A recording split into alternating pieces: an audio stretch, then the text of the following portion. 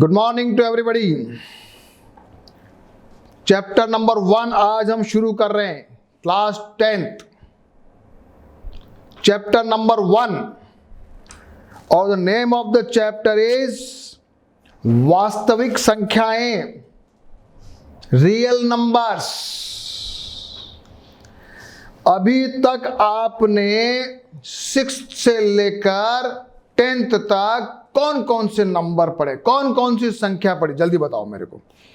सबसे पहले आपने पढ़े n यानी नेचुरल नंबर, यानी कि प्राकृत संख्या। उसमें 1 था, 2, 3, 4, 5, आगे चलते जाओ, 1 से लेके आगे की गिनती चलते जाओ। इसको क्या नाम था? प्राकृत संख्या या नेचुरल नंबर। दूसरा हमने क्या पढ़ा था? पूर्ण संख्याएं। इंग्लिश में क्या कहते हैं उसको? Whole number. होल नंबर में क्या था? 0 जोड़ दिया था, तो 0 आ गया। 1 2 3 4 5 आगे चलते जाओ, केवल 0 जोड़ दिया। फिर तीसरा नंबर आया जिसका नाम था इंटीजर्स, और हिंदी में कहते थे पूर्णांक। हाँ, और पूर्णांक में माइनस भी था, -4, -3, -2, -1, 0, 1 2, दोनों तरफ इधर तो पॉजिटिव है नंबर्स, उधर नेगेटिव नंबर्स थे। उसके बाद हमने पढ़ा भिन्न वाले अंक, भिन्न वाले फ्रैक्शंस वाले, बटाबटी वाले, जिसका नाम दिया रेशनल नंबर या परिमेय संख्याएं। मान लिया 2/3, 4/5, 1/2, जो भी जितने भी फ्रैक्शंस वाले थे वो आ गए।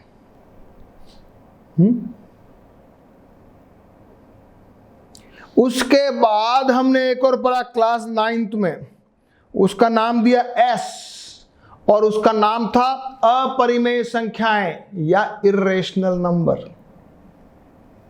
और सबको जब जोड़ दिया, सबको, सारे जितने प्रकार के नंबर हैं सबको जोड़ दिया, तो बन गया आर, जिसको इंग्लिश में बोला रियल नंबर्स और हिंदी में बोला वास्तविक संख्याएं।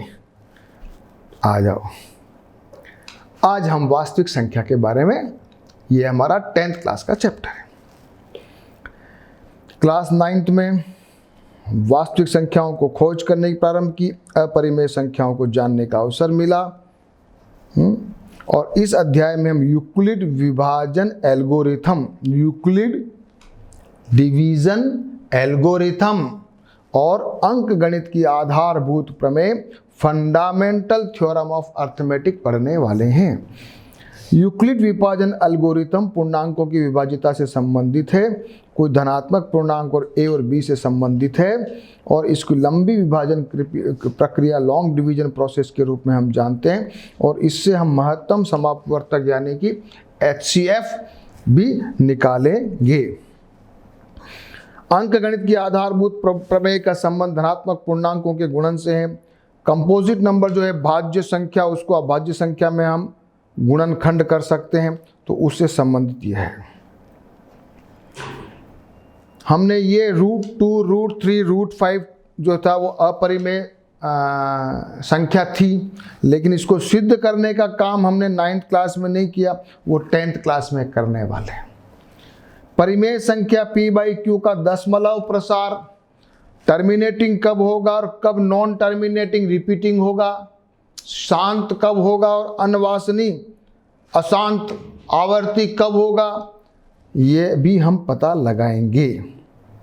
सबसे पहले आ जाते हैं यूक्लिड विभाजन प्रमेयिका, इंग्लिश में कहते हैं यूक्लिड डिवीजन लेमा। प्रमेयिका है, देखो ये शब्द पे थोड़ा सा ध्यान देना। प्रमेयिका, एक होता है प्रमेय जिसको हम इंग्लिश में कहते हैं थ्योरम, एक है प्रमेयिका जिसको इंग्लिश में नाम दिया लेमा। यूक्लिड डिवीजन लेमा, ये क्या होता है? सबसे पहले छोटी छोटी बातें पढ़ेंगे। लेमा क्या होता है या प्रमेयिका क्या होती है? तो जरा इसी बुक में लिखा है, लाइन में जरा देख लो। प्रमेयिका एक सिद्ध किया हुआ कथन होता है और इसे अन्य कथन को सिद्ध करने में प्रयोग करते हैं। कोई एक स्टेटमेंट है, कोई एक फॉर्मूला है, वो सिद्ध किया हुआ है, उससे दूसरा फॉर्मूला सिद्ध करते हैं, उसको हम कहते हैं प्रमेयिका। ठीक है, बहुत अच्छी बात है।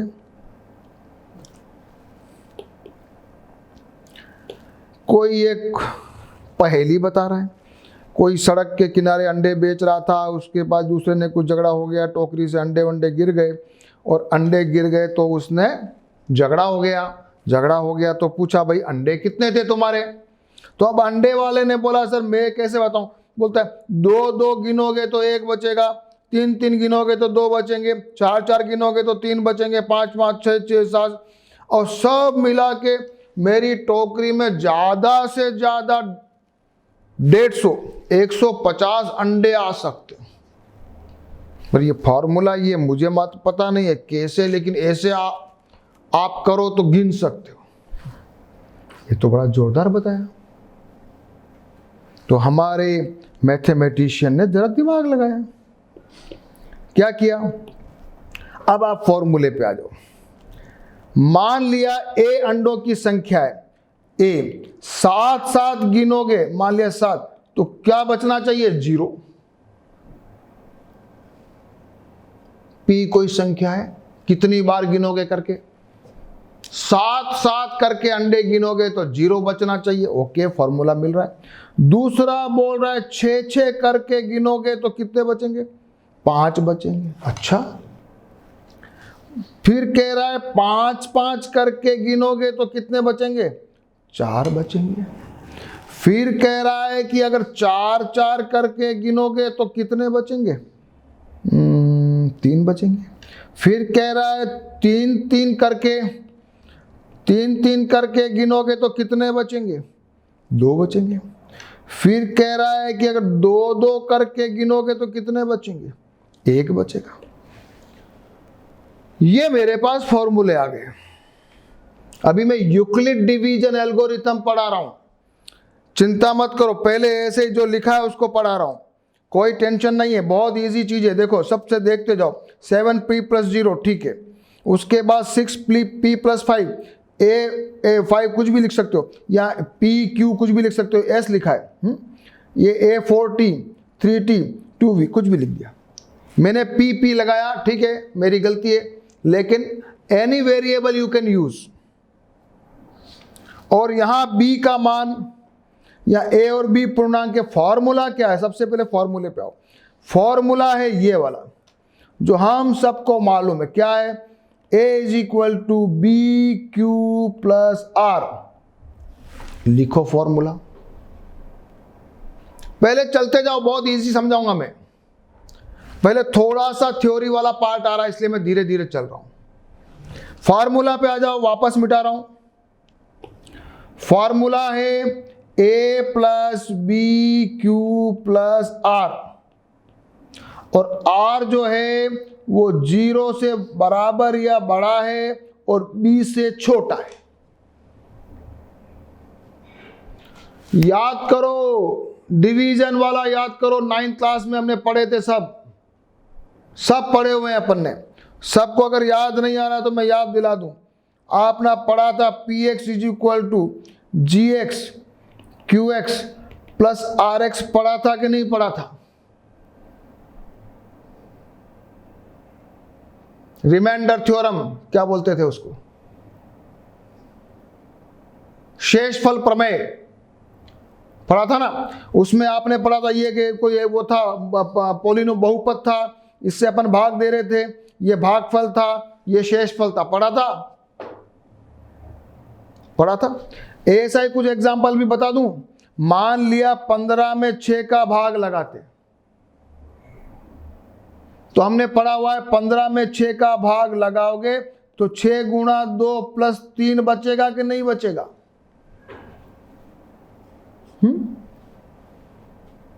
बस इतनी सी बात है, बस ये इतनी सी बात समझ लो बस। क्या है ये? a plus b q plus r. क्या है ये? a कोई बड़ी संख्या है, b से भाग दे रहे हैं, q भागफल आया और r शेषफल आया, बचा जो।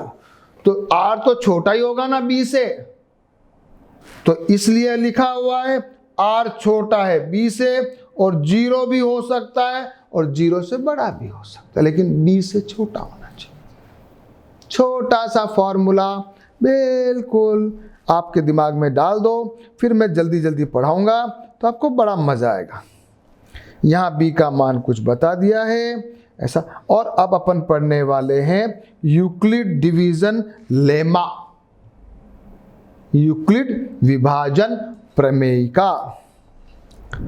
ठीक है, यहां इन्होंने कहा कि 7 के गुणज का भाग लगे, 7 के गुणज ढूंढो, और ऐसा गुणज ढूंढो कि सारे फॉर्मूले, जितने फॉर्मूले मैंने ऊपर लिखे हैं, इन सब फॉर्मूले में 7 का मल्टीपल, 7 का गुणज, 7 दूनी 14, 7 तिया 21, 7 चौकट डालते जाओ। ऐसा कोई फिगर आएगा कि उसमें उसका मामला सेट हो जाएगा, और वो आंसर आ रहा है 119। क्या आ रहा है? 119। ये कुछ नहीं, इसमें लिखा हुआ है कौन सी प्रक्रिया? Hit and trial method. क्या लिखा हुआ है इसमें?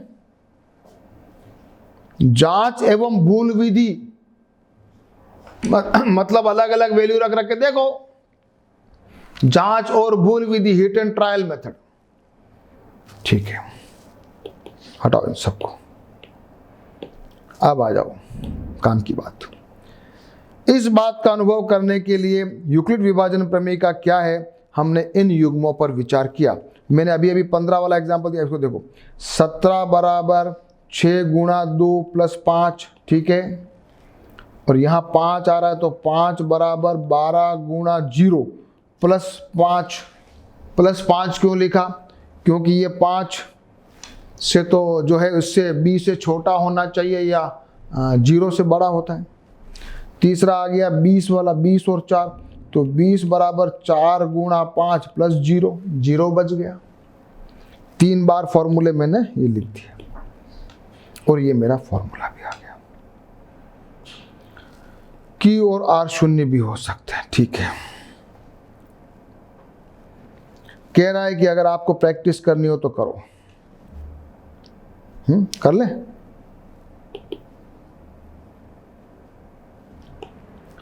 दस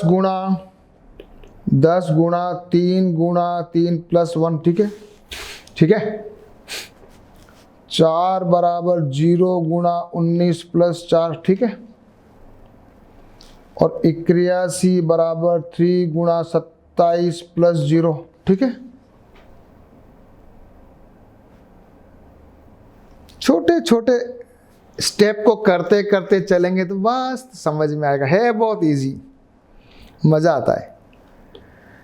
क्या आप ध्यान दे रहे हैं? Q और R अद्वितीय, ये फॉर्मूला को संतुष्ट करते हैं, ठीक है। ये भागफल और कोशेंट रिमाइंडर की बात हो रही है। अब आ रहा है प्रमेय। अब आ जाओ प्रमेय।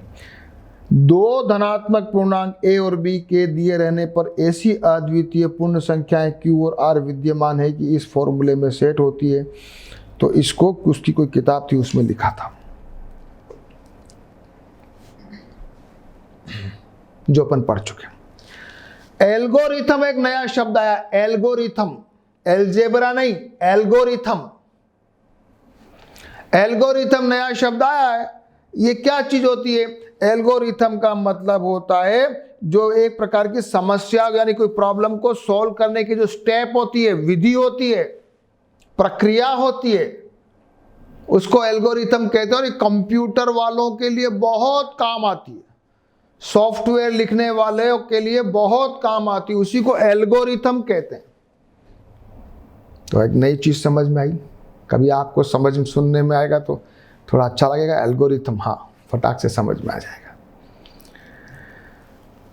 यूक्लिड विभाजन एल्गोरिथम 2 धनात्मक पूर्णांकों का HCF यानी महत्तम समापवर्तक, हाईएस्ट कॉमन फैक्टर, परिकलित करने की एक तकनीक है। और HCF क्या होता है भैया? महत्तम समापवर्तक होता क्या, पहले तो ये बताओ।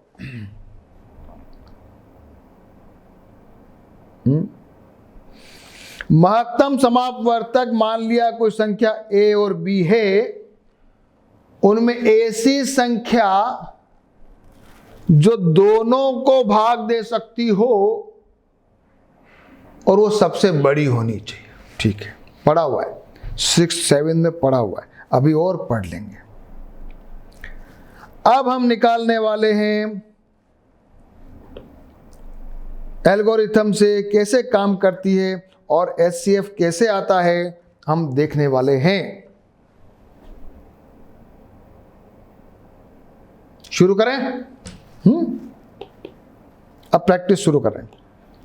सबसे पहले मैं 2 अंक दिए 455 और 42। ठीक है, सबसे पहले हम लिख रहे हैं 455 बराबर 42 को 455 में भाग लगाया तो 10 बार गया और 35 बच गया।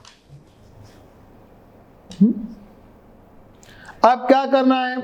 अब करना है 42 और 35 को उठाना है। तो 42 बराबर 35 गुणा 1 कितना बच गया बच्चों? 7।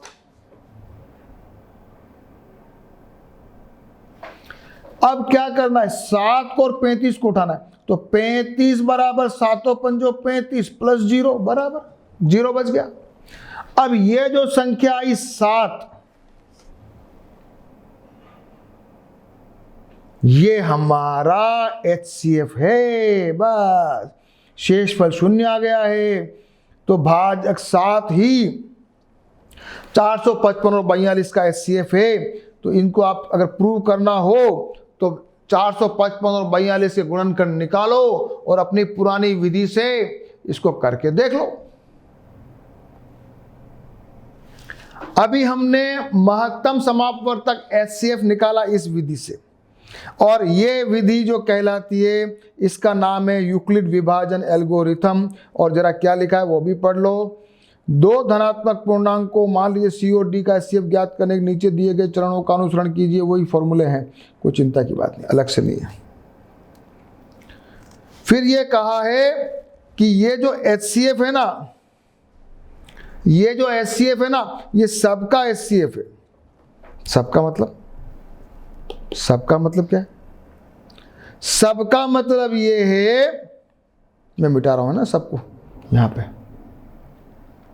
सबका मतलब ये है, ये 455 और 42 का भी HCF है, 42 और 35 का भी HCF है, 35 और 7 का भी HCF। जितनी स्टेप बीच में आ रही है, जितनी स्टेप, उन सब का अगर दोनों अंकों का HCF निकालना हो तो 7 है। ये बात दमदार है यूक्लिड के फॉर्मूले में। बाकी तो ठीक है, कोई बड़ी बात नहीं थी, ये बात कुछ दमदार है। चलो इसको भी प्रूव करते हैं, देखते हैं। चलो उदाहरण नंबर 1 पे आ जाओ। उदाहरण नंबर 1 क्या कहता है? 4052। अब आया मस्त सवाल। 4052 और 12576 का हमको HCF निकालना है।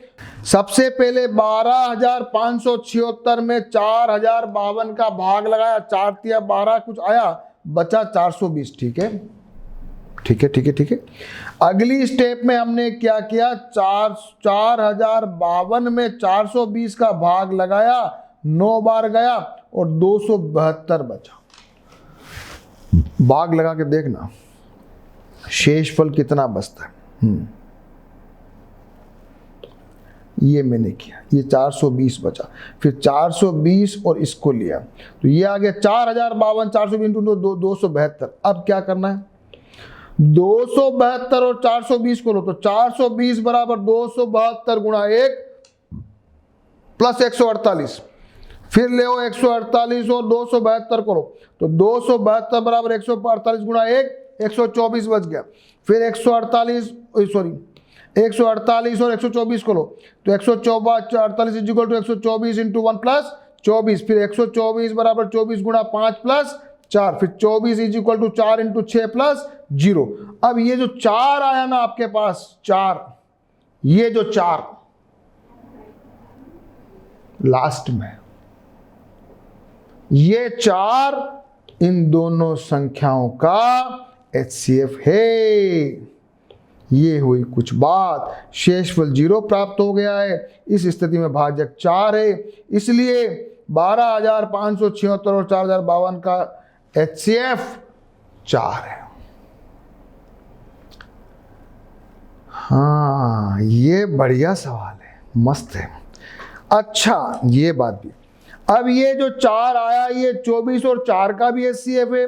124 जो जितने बीच में आ रहे थे, देखते जाओ, मैं इसको साफ करता हूं। जितने बीच में आ रहे थे 24 और 4 का भी HCF 4 है, 124 और 24 का भी HCF 4 है, 148 और 124 का भी है, 272 और 148 का भी है, 420 और 272 का भी है, और 4,052 और 420 का भी है। सबका HCF क्या है? 4 है। इसलिए न केवल बड़ी संख्याओं को परिकलित करने में उपयोगी, अपितु इसलिए भी महत्वपूर्ण है कि ये उन एल्गोरिथम में से एक है जिनका कंप्यूटर में एक प्रोग्राम के रूप में सबसे पहले प्रयोग किया गया।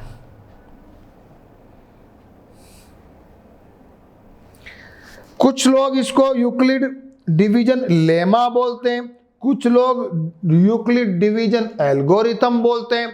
तो दोनों सेम है क्या? सेम तो नहीं है। प्रमेय का तो सिद्धांत है और एल्गोरिथम मेथड है ना, विधि है। लेकिन दोनों इतने अंतर्निहित हैं कि लोग उसको एक समझते हैं। यद्यपि यूक्लिड विभाजन प्रमेय का एल्गोरिथम का केवल धनात्मक पूर्णांकों के लिए ही लिखा गया है, परंतु सभी पूर्णांकों शून्य को छोड़कर के लिए लागू किया जा सकता है। और अब इस यूक्लिड विभाजन प्रमेयिका के और क्या क्या अनुप्रयोग हैं उसको भी हम देखेंगे। उदाहरण नंबर 2 आ जाओ।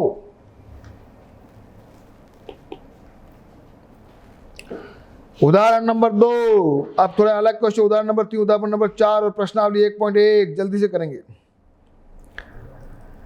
उदाहरण नंबर 2।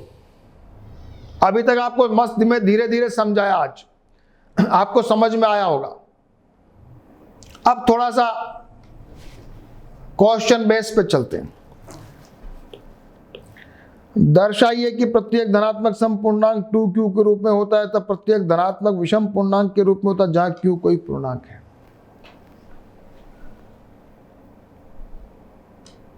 ये हमको दर्शाना है।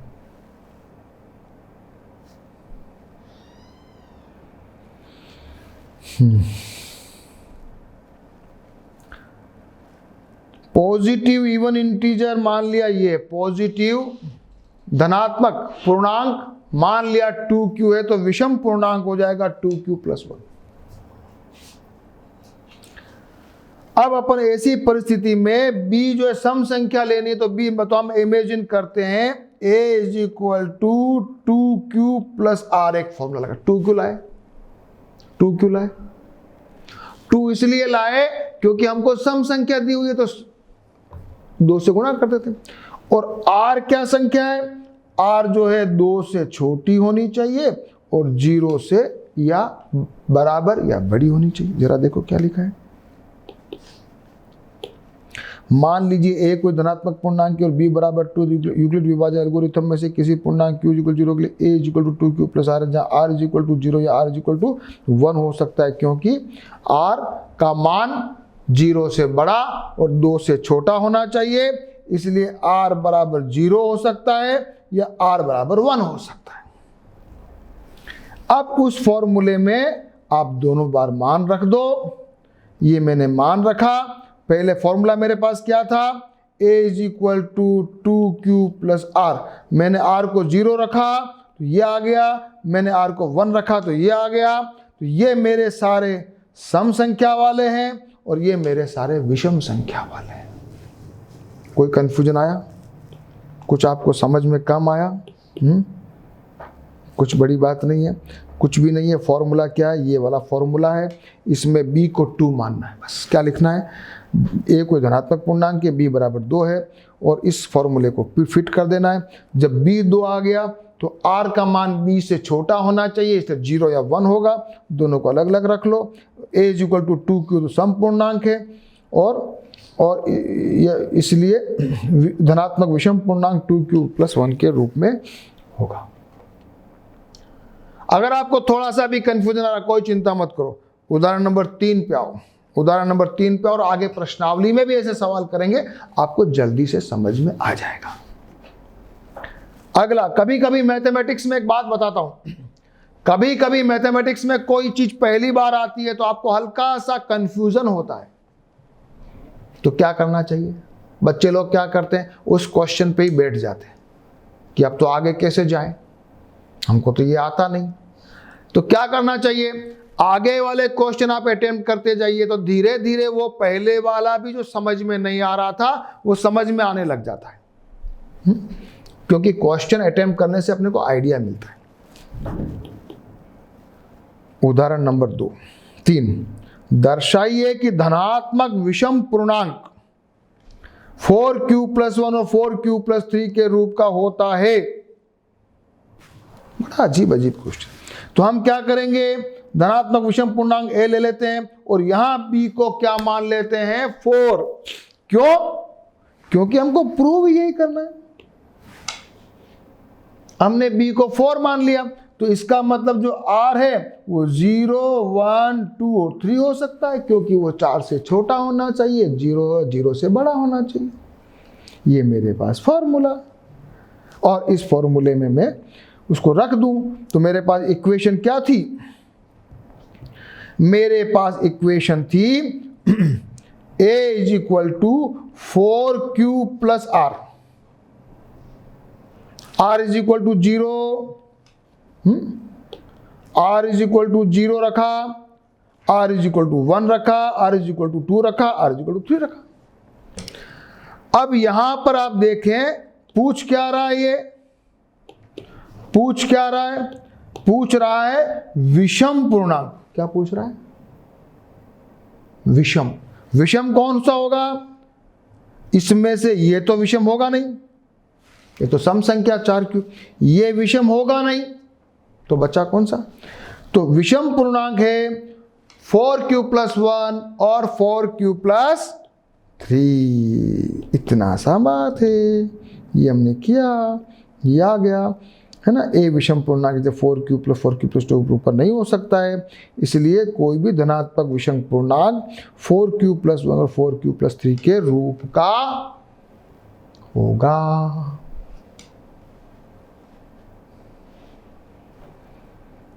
चलो आगे, उदाहरण नंबर 4 करेंगे। एक मिठाई विक्रेता के पास 420 काजू की बर्फियां, अच्छा, और 150 बादाम की बर्फियां, ओके।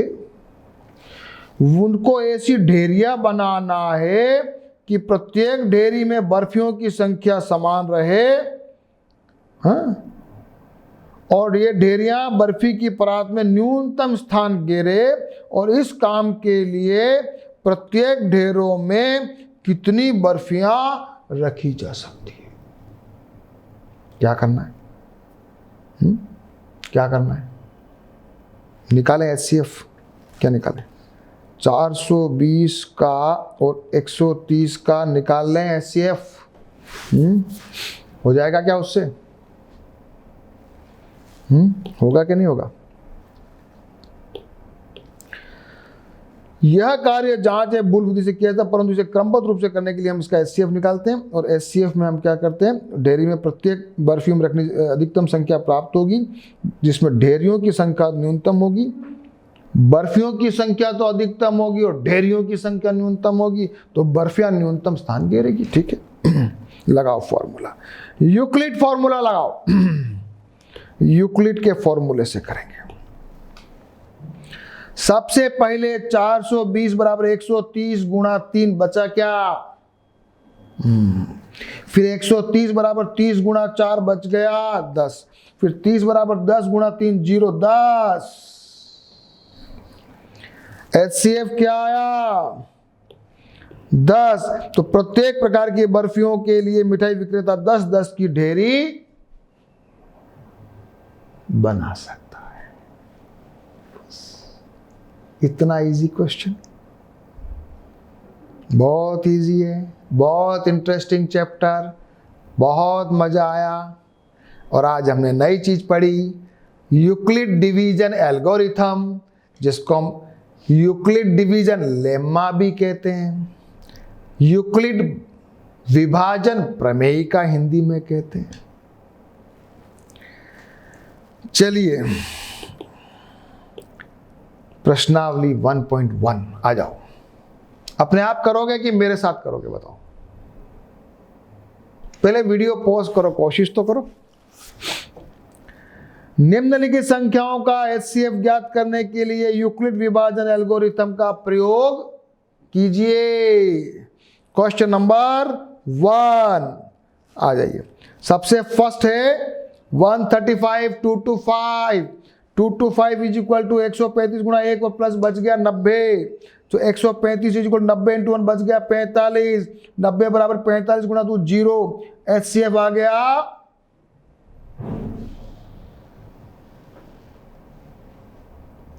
45। पहला क्वेश्चन। नंबर 2 196 और ये 38,220, थोड़ा ज्यादा बड़ा है।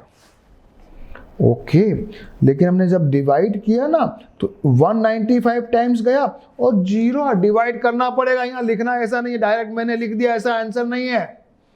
You have to divide in your rough paper. Exam में डिवाइड करना पड़ेगा, कैलकुलेटर तो मिलेगा नहीं।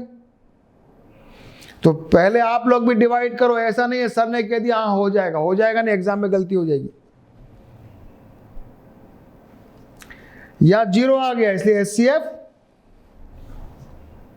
196। इसमें क्या है 867 3 टाइम किया 102 बचा, फिर 255 में ये 2 बार गया, ये 51 बचा, 102 में ये 2 बार गया, ये बच गया 51 लास्ट में आया। तो हमारा महत्तम समापवर्तक या HCF जो भी है वो है 51।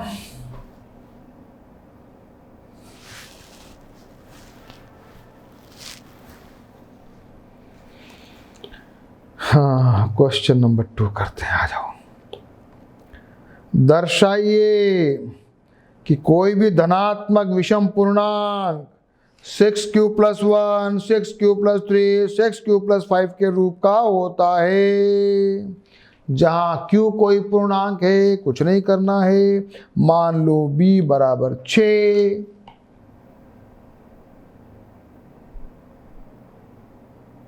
लिखो। सबसे पहले लिखो माना कि a कोई धनात्मक पूर्णांक है और b बराबर 6 है, तो फॉर्मूला आ गया a + 6q + r। 6q माना, कौन बताएगा मेरे को 6q माना?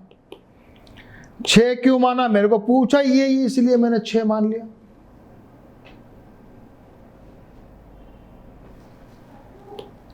तो ये जब मैंने 6b = मैंने जब 6 लिया तो r जो है ना हमको पता है b से छोटा होता है,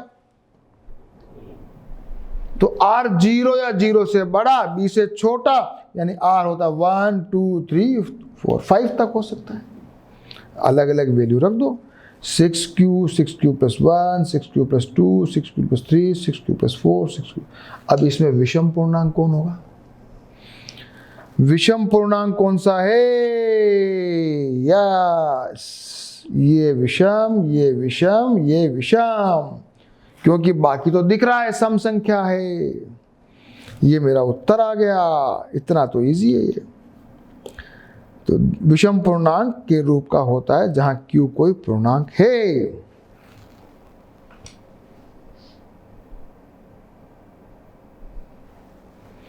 क्वेश्चन नंबर 3 करेंगे। परेड में 616 सदस्यों वाली एक सेना की टुकड़ी को 32 सदस्यों वाले एक आर्मी बैंड के पीछे मार्च करना है। दोनों समूहों की समान संख्या वाले स्तंभों में मार्च करना है। तो उन स्तंभों की अधिकतम संख्या क्या है जिसमें वो मार्च? स्तंभ समझते हो? Column, line. बैंड वाले के पास तो है 32 आदमी और पीछे अपनी सेना की जो परेड की टुकड़ी है उसके पास है 616 आदमी। अब 32 की टुकड़ी की लाइन बनाओ। और 616 की, तो लाइन एक होनी चाहिए। कितनी लाइनों में बांटेंगे, कितने स्तंभों में बांटेंगे, कुछ नहीं करना है। एचसीएफ निकालो एचसीएफ, यूक्लिड का फॉर्मूला लगाओ। ये लगाया 616 बराबर 32 गुणा 19 बचा 8। भाग देना पड़ेगा बच्चों, भाग देना। 32 इज इक्वल टू 8 चौक 32, 8 आया। एचसीएफ 8। 8 स्तंभों में 8 लाइनों में आप परेड निकाल सकते हो।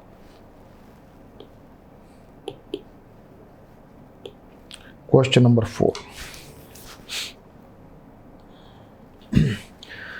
यूक्लिड विभाजन प्रमेयिका का प्रयोग करो। किसी धनात्मक पूर्णांक का वर्ग किसी पूर्णांक m के लिए ये होता है, सॉरी क्या है, m के लिए ये होता है।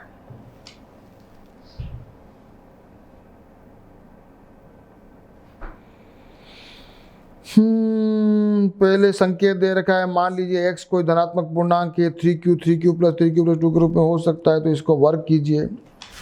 ठीक है, ठीक है।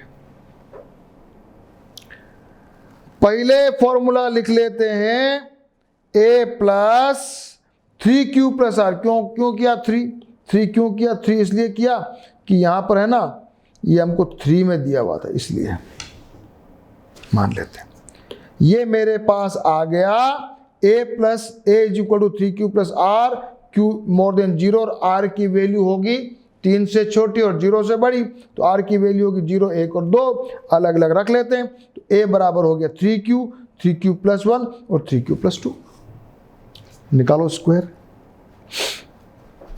a स्क्वायर मैंने किया तो एक तो आया ये, या ये पहले वाले को लिया, ये बन गया 9a स्क्वायर, और दूसरा वाला हो गया 9q square plus 6q plus 1, ये हो गया दूसरा वाला 9q square plus 12q plus 4। अब ये बड़ा अलग तरीके का है। इसमें क्या किया है, इसको 3 को बाहर निकाल के अंदर रख दिया है 3q, इसमें भी 3 को बाहर निकाल दिया, इसमें भी 3 को बाहर निकाल दिया।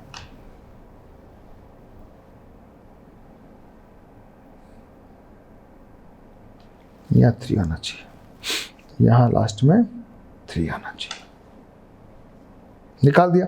अब ये जो तीनों संख्या थी ना, ये बीच वाली, ये और ये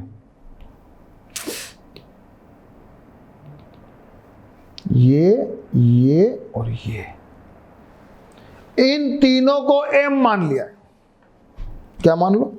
इनको तीनों को m मान लो। तो क्या बन गया? क्या बन गया? a स्क्वायर बराबर 3m प्लस 1 और 3m प्लस 3। इसको यहां ऐसे भी लिख सकते हो, यहां भी 3। यहां k1 k2 k3 मान लिया, वो भी चलेगा, और केवल m भी मानोगे वो भी चलेगा। तीनों संख्या देख लो शांति से, पूरा क्वेश्चन समझ लो। a is equal to 3q plus r लिया, इसको अलग अलग 3 वैल्यू निकाल ली, a को स्क्वायर किया, वर्ग पूछा स्क्वायर किया, ये वैल्यू आई तीनों अलग अलग 1 2 3, इसमें इनको 3 को बाहर निकाला तो ये आ गया, ये इनको इसको m मान लिया, तो ये आंसर आ गया।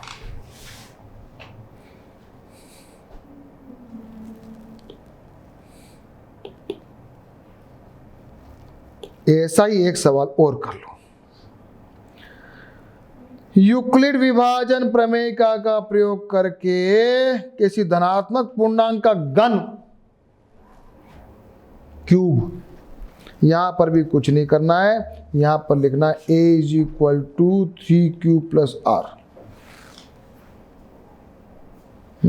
r इज इक्वल टू 0 1 2, ये आ गया 0 1 2। कर लो इसको, पहले क्यूब निकालो, 27 क्यूब 9 बार निकाल लिया 9m। दूसरे वाले को भी क्यूब किया, ये क्यूब खोलना आना चाहिए, खोलना आना चाहिए बच्चों। a प्लस बी का होल क्यूब, फिर वहां भूलोगे एग्जाम में, a cube plus b cube plus 3ab a plus b, याद है कि भूल गए? फॉर्मूला से खोलो, फिर 9 को कॉमन लेके बाहर निकाल लो, फिर ये 9m+1 इसको m मान लेंगे, फिर उसको दूसरा वाला करो, उसमें भी 9 बार निकालो, इसको m मान लो, ये 9m+8, तो क्या आ गया 9m+8, फिर 9m+1 और 9m। थोड़ा अलग प्रकार का सवाल है लेकिन करना जरूरी है, एग्जाम में आ सकता है।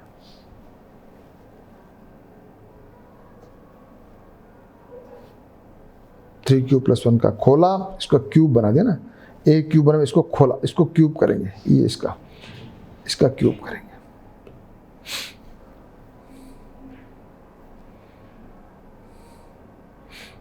एक बार मैं कुछ मिटाता हूं।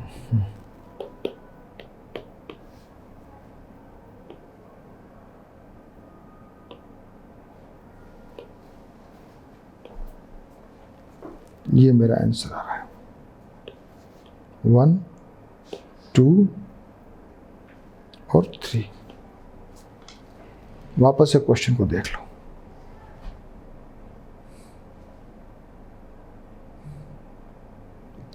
ओके, आज मैं मेरा सेशन को यहीं क्लोज कर रहा हूं। आज मैंने 1.1 सारा कर लिया और 1.1 तक आपको एक बार शांति से जो मैंने पढ़ाया है, यूक्लिड डिवीजन एल्गोरिथम ढंग से कर लेनी, बहुत इजी है। ये चैप्टर खत्म हो जाना चाहिए, ये पार्ट, और एक्सरसाइज 1.1 पूरा करके आपको प्रैक्टिस करके you should write down in your copy, so that जब अपन दोबारा पढ़ेंगे हैं अंक गणित की आधारभूत प्रमेय, वो बहुत इजी है, ये भी बहुत इजी है, इसको पढ़ेंगे नेक्स्ट सेशन में। तो बी प्रिपेयर्ड। ओके।